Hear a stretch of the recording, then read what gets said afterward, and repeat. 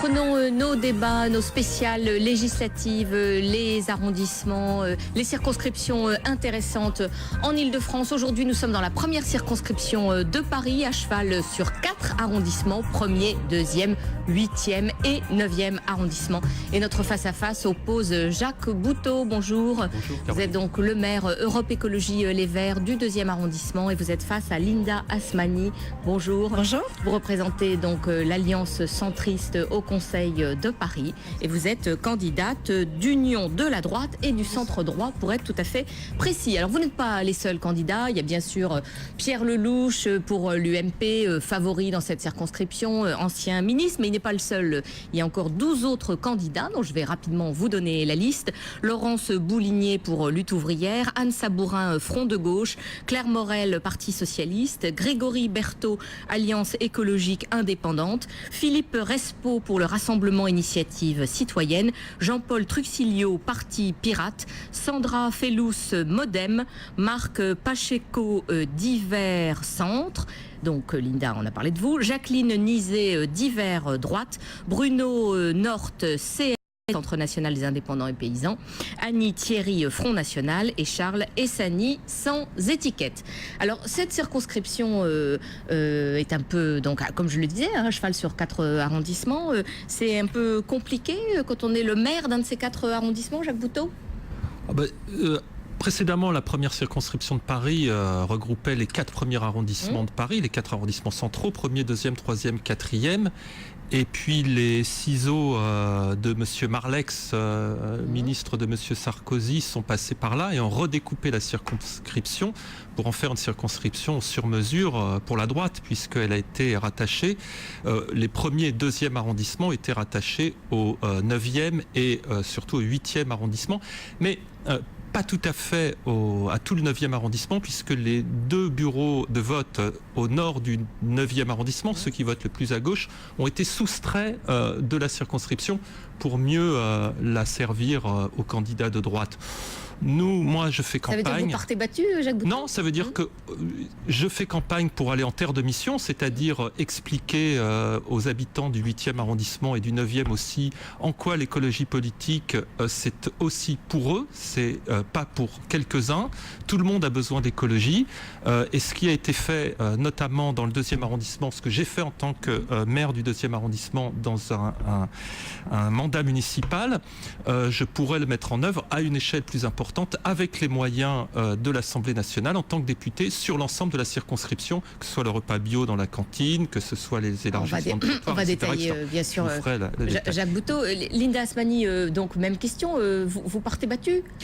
Pas du tout, puisque comme vous l'avez dit, la droite est le centre droit, parce que vous l'avez vu à l'élection présidentielle, la droite, quand elle n'a pas le centre, elle perd les élections.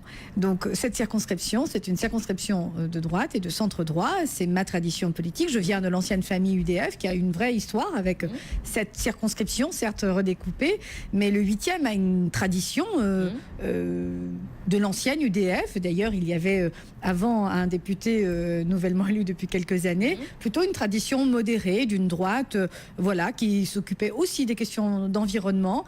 Et donc je ne pars pas perdu. Pas perdante. Je pars comme une challenger.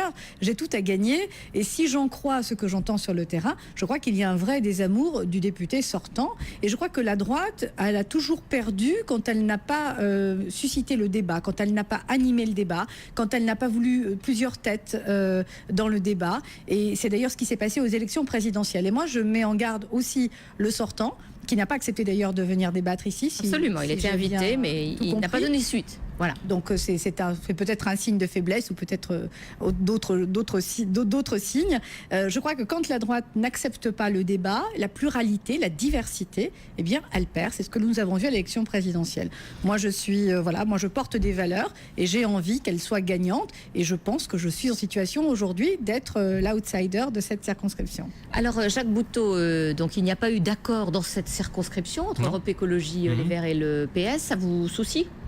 Non, ça ne me soucie pas, dans la mesure où je pense que pour assurer une majorité à Hollande, il faut voter socialiste ou écologiste. Et moi, je conseillerais de voter plutôt écologiste, pour donner une majorité à François Hollande sans donner tous les pouvoirs au Parti socialiste. Donc c'est-à-dire vous reprenez l'argument de la droite en ce moment, ne donnez pas tous les pouvoirs, mais vous l'utilisez... Non, l'argument de la droite, c'est qu'il faut faire une cohabitation. Nous, on dit pas ça. Les écologistes font partie du gouvernement de façon pleine et entière. Donc, si vous voulez ne pas donner les pleins pouvoirs au Parti socialiste tout en assurant une majorité à François Hollande, le vote écologiste paraît une évidence, paraît s'imposer. Donc, je dis, faites le choix de l'écologie. Cela vous assure d'avoir une Assemblée nationale qui travaille, mais avec au sein de cette Assemblée nationale des députés écologistes qui entament la transition énergétique de notre pays, qui mettent en place les bases d'une économie moins carbonée et puis qui travaillent sur des sujets qui sont un petit peu laissés de côté par nos alliés socialistes, notamment toutes les questions d'alimentation, par exemple. On sait qu'aujourd'hui, il faut mettre un plan pour la conversion de notre agriculture conventionnelle vers le bio. En France, il n'y a que 2% de surface cultivée en bio contre 20% en Europe.